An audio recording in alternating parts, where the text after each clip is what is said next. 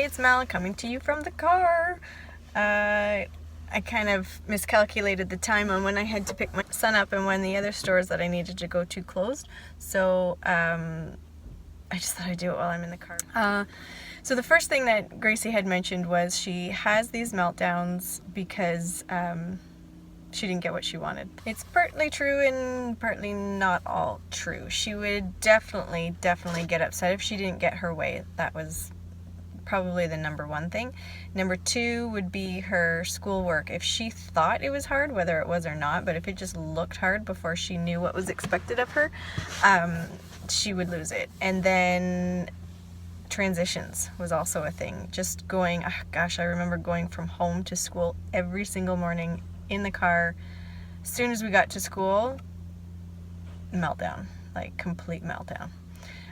So there's a lot of different reasons why people have meltdowns. There's a lot of different ways to figure it out. So, like I said in the last videos, sometimes our kids can go from 0 to 10 in a nanosecond. We have no idea what caused it. But if you can take some time to take some data collection, it really does make a difference. Even to show you whether it's a certain time during the day, a certain activity during the day. There's different types of data collection sheets that you can get. I'll see if I can put some links to some if they have some online. But if you're struggling with your child and you can't figure out why your child's having these meltdowns, send me an email and I'll just send you, I'll share some of the data collection sheets that I've made myself.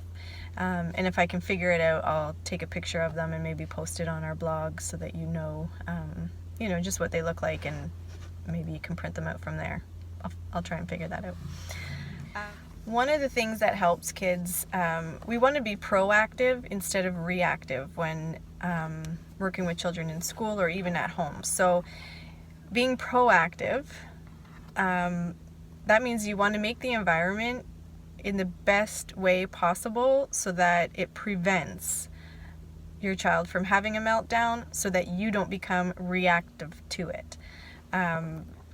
So, at school, for example, if the child is someone who can get fairly aggressive or throw things or scream or just need to get out of the room quickly, placing their desk by the door is a good suggestion, because you can easily get them out as opposed to the entire class having to leave. That's what we're told as staff.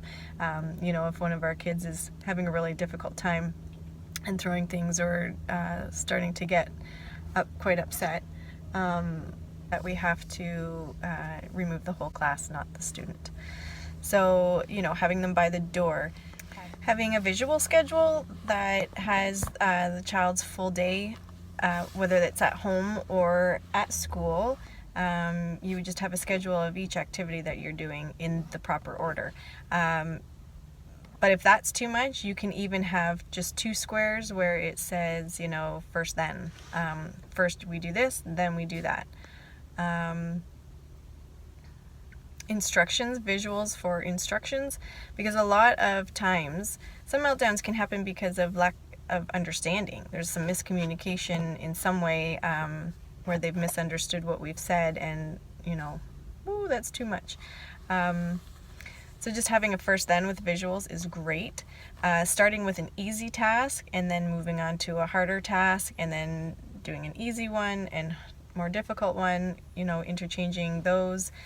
Starting very, very simple. I mean, if you can't get your student or child to do one thing, one question, you could even have them complete one. On the first then board, it would say answer one question, and then you get 2 to 5 minutes of your preferred activity, whether that's watching a music video or listening to music for a few minutes or playing your favorite game on the iPad, educational of course, or doodling. We had one student who he just loved to scribble, and he would just scribble to get things out. So he loved that. If he got his work done, if he got to scribble after in this doodle book, he just loved it. So yeah, even something like that, cutting the paper. So if you have like questions 1 to 5 or 1 to 4 across the top, and then it's question 5 to 10 and so on and so on, you can just cut strips and only have them do one strip across.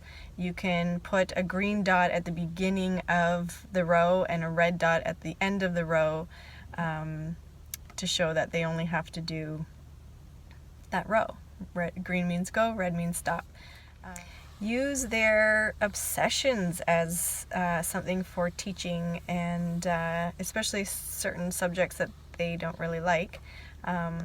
You can use their favorite character or whatever it is that they're obsessed with at the moment. Try and use those as much as possible. However, every child is different, and if your child is extremely obsessed with something, it might be extremely hard to take it away. So you want to make sure that if your child has an obsession, that it's something that they are willing to part with, in a sense, and so that you can do some work, give that toy or whatever it is that they just absolutely love, but then you're also able to get it back to try and to get them to do some more work or whatever it is that you want next. So if you're finding that you can't take it away, like that's where the full meltdown happens, then find something else that they really, really like, just aren't as obsessed with, that they would be okay to part with for a bit. If your child is nonverbal, or you have no clue what they like I have worked with some kids in that sense where I don't know what they like. There's just nothing you give them they seem to be interested in or really care to play with for too long.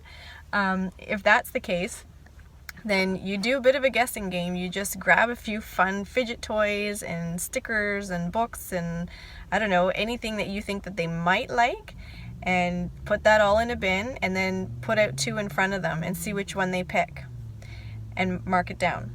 And then put another item with that one that they chose and see which one they pick. If they're continually picking the same one, then you know that that's something that they like. And then you want to do that with a few different items, so that way you have a few different things to kind of mix up, so they don't get bored with it. Whether medication would help them. I know a lot of parents are scared to put their kids on medication, and I certainly was too. But again, putting my EA hat on, I have seen kids do extremely well when they were finally put on some medication, whether it was for anxiety or ADHD and whatnot, and they could learn. They could sit still and learn, and they were so much happier afterwards. That's not to say that there haven't been some negative effects on some of the kids too. I mean, I've seen a kid who would be like not showing any emotion and just kind of staring into space. Now that's not good. And it will be a little bit of trial and error, but if you work closely with your pediatrician and doctor, I'm hopeful that they could help you with that. I had mentioned too that I would do a video on aggressive behaviors like self-aggression and being aggressive towards others, but I think it would be better that if you are really struggling with some major issues around aggression, send me an email and maybe we can connect and talk and figure out together some strategies that might be able to help, because unless you actually see the person and observe the person for a bit and that sort of thing, it's hard for me to give some tips if I don't really know exactly what's happening. So I think that would be better if you just send me an email. I'd be happy to help if I can. I know a few things, but I'll try and see what I can do. So I think that's it for now. I did have some notes at home that I was actually going to use for this video because there were certain things that I wanted to get in there. So hopefully I've given you enough information to help with some meltdowns, or at least preventing them. And like I said before, I'll do another video on how to prevent us as parents from having meltdowns. See you soon. Don't forget to like and subscribe and share with anyone that you think might benefit. Thanks for watching.